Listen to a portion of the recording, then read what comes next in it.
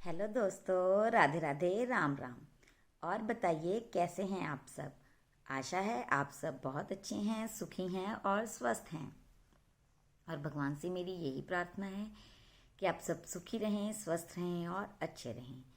चलिए आज की स्टोरी से पहले हम एक कॉट ऑफ द डे की बात करेंगे। कॉट ऑफ द डे ये है कि हमें अपने आप में कुछ सपनों को जिंदा रखना चाहिए। अगर हमने अपने सपनों को ही खत्म कर दिया तो समझ लीजिए आपने जीते जी ही आत्महत्या कर ली है। तो दोस्तों, इसी कोट के ऊपर आज की जो मेरी स्टोरी है उसी के ऊपर बेस्ड है। स्टोरी का जो मेन टाइटल है वो ये है कि 2% लोग ही सिर्फ ऐसा करते हैं और 90% 98% लोग ऐसा नहीं करते। और सिर्फ 2% लोग ही होते हैं जो सफलता को हासिल कर पाते हैं और 98% सिर्फ उनको देखने में और उनकी कॉपी करने में ही अपना समय बर्बाद कर देते हैं और उनको कॉपी भी नहीं कर पाते। चलिए हम स्टोरी को डिस्कस करते हैं। एक बार एक छोटा बच्चा गांव में अपने नानकर छुट्टियां काटने के लिए गया होता है। जैसे ही वो अपने नानके पहुंचता है तो वो अपने नानू को बहुत प्यार करता है। नानू से प्यार करते हुए वो उनको कहता है कि नानू पापा मुझे कहीं घुमाने ले जाओ। घूमते घूमते वो क्या करता है, अपने नानू पापा से एक क्वेश्चन पूछता है कि नानू पापा आप मुझे ये बताइए कि ये हाई अचीवर्स इतनी सक्सेस कैसे हासिल कर लेते हैं। मुझे आज तक ये बात समझ ही नहीं आई। तो उसके नानू पापा कहते हैं अच्छा जी, चलिए कोई बात नहीं, आज हम आपको ये बात समझा देते हैं। तो वो जिस बाजार में घूम रहे होते हैं उसी बाजार में से उसके नानू पापा उसे 2 पौधे खरीद कर दे देते हैं और वो उन दोनों पौधों को लेकर अपने घर चले जाते हैं। जैसे ही वो घर जाते हैं तो उसके नानू पापा एक पौधे को घर के बाहर वाले गार्डन में लगवा देते हैं और दूसरे पौधे को घर के अंदर लगवा देते हैं। और फिर वो अपने दोतरे को पूछते हैं कि आप मुझे ये बताओ कि तुम्हें क्या लगता है कि ये वाला पौधा बड़ा होगा या फिर जो हमने बाहर लगाया है वो वाला पौधा ज़्यादा अच्छा होगा। तो बच्चा थोड़ी देर सोचता है और कहता है नहीं नहीं नानू पापा, पौधा तो अंदर वाला ज़्यादा अच्छे से बड़ा होगा। क्यों? क्योंकि उसे ना तो कोई पानी का खतरा, ना कोई तूफान का, ना कोई धूप का, ना कुछ और, वो तो बिल्कुल सेफ है जिसकी वजह से वो बहुत जल्दी बढ़ जाएगा और बहुत अच्छा फल भी देगा, वो बहुत जल्दी बड़ा हो जाएगा। लेकिन जो बाहर वाला पौधा है मुझे नहीं लगता कि वो इतने अच्छे से ग्रो कर पाएगा। तो उसके दादू पापा कहते हैं, नानू पापा कहते हैं कोई बात नहीं, जब तुम दोबारा आओगे तो देखते हैं। तो इतने में उसकी वो छुट्टियां ख़त्म हो जाती हैं, वो अपने घर वापस चला जाता है। ऐसे ही 1 साल बीत जाता है और जैसे ही अगली गर्मी की छुट्टियां होती हैं वो फिर से बच्चा गांव घूमने अपने नानू पापा के पास आता है और अपने नानू पापा को कहता है नानू पापा पिछली बार मैंने आपसे एक क्वेश्चन पूछा था कि हाई अचीवर्स इतनी सक्सेस को कैसे हासिल कर लेते हैं। तो आपने मुझे कहा था कि मैंने 2 पौधे लगाए हैं और इससे मैं तुम्हें बताऊंगा कि ये कैसे पॉसिबल है।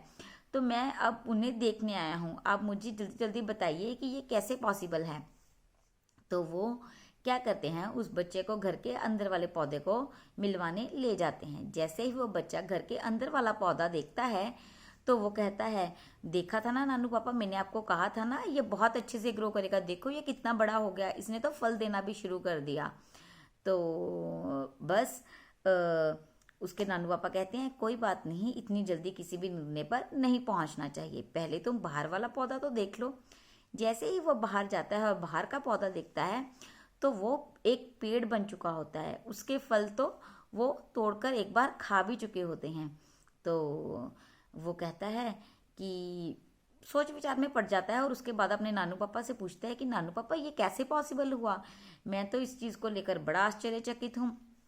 तो उसके नानू पापा कहते हैं ये जो अंदर वाला पौधा है इसको हर एक सुख सुविधा मिली, लेकिन ये एक क्षमता में था, इसको किसी भी तरीके की कोई आज़ादी नहीं थी, ये अपनी मर्जी से अपनी शाखाओं को नहीं बढ़ा सकता था क्योंकि इसे हमने एक गमले में लगाया था और ये उसकी एक लिमिट बन चुकी थी, वो सिर्फ उतनी ही दूरी तक फैल सकता था और वो आसमान को छू नहीं पाया।